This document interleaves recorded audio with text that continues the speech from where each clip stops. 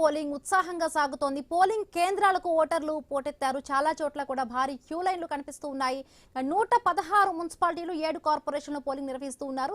7 municipal కార్పొరేషన్లోని 412 డివిజన్లు, 116 మున్సిపాలిటీలోని 2569 వార్డుల్లో అయితే పోలింగ్ జరుగుతోంది.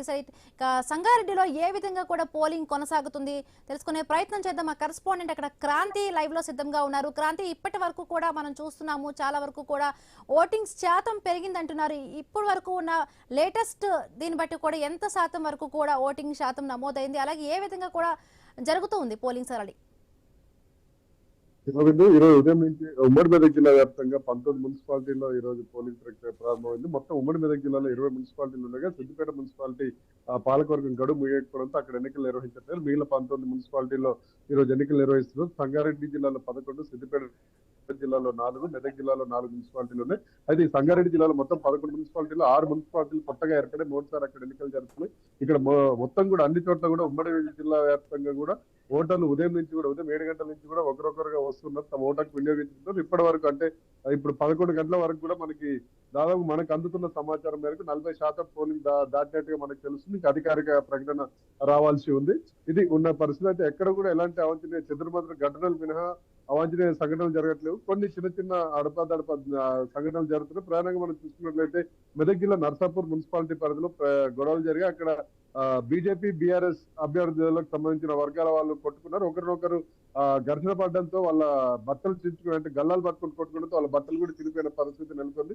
వెంబడే ఘటనా స్థలానికి చేరుకున్న పోలీసులు ఇరు వర్గాలని చెదరగొట్టి అక్కడ గొడవను సర్దుమర్చారు. అదేవిధంగా మరొక వార్డులో 30 వార్డులో ఇటు బీఆర్ఎస్ కాంగ్రెస్ వర్గీయుల మధ్యన గొడవ జరిగింది. అదే తరహాలో ఇక్కడ సంగారెడ్డిలో 21వ వార్డులో కూడా చూసినట్లయితే ఇటు కాంగ్రెస్ బీజేపీ వర్గాల మధ్యన ఘర్షణ చోటు చేసుకుని ఒకరినొకరు దూషించుకున్నారు, అసభ్య పదజాలంతో దూషించుకున్నారు. పోలీసులు రంగప్రవేశం చేసి మొత్తం వాళ్ళని చెదరగొట్టడంతో అక్కడ పరిస్థితి అదుపులోకి వచ్చింది. ఓవరాల్ గా చూసుకున్నట్లయితే ఉమ్మడి మెదక్ జిల్లా వ్యాప్తంగా కూడా ప్రశాంత వాతావరణంలో ఇలాంటి చిన్న ఘటనలు మినహా ప్రశాంత వాతావరణంలో పోలింగ్ ప్రక్రియ నడుస్తూ ఉంది.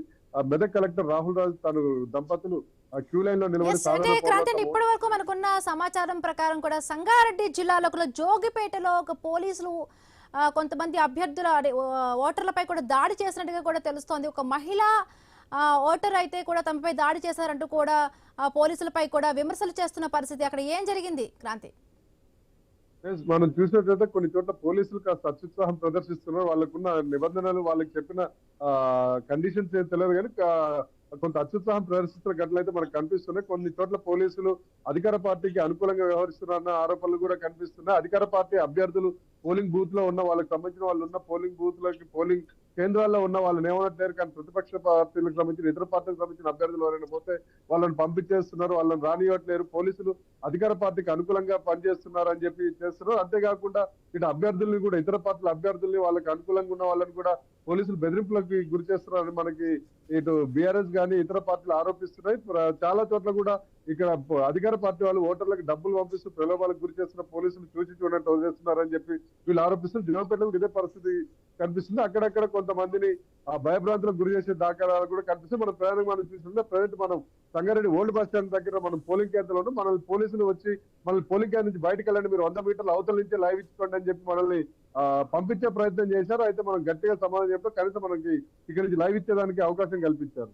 ఇది పరిస్థితి ఏమైంది. పోలీసులు కొన్ని చోట్ల అత్యుత్సాహం ప్రదర్శిస్తున్న మాట మాత్రం వాస్తవం. Right, thank you Kranti, thanks for the update.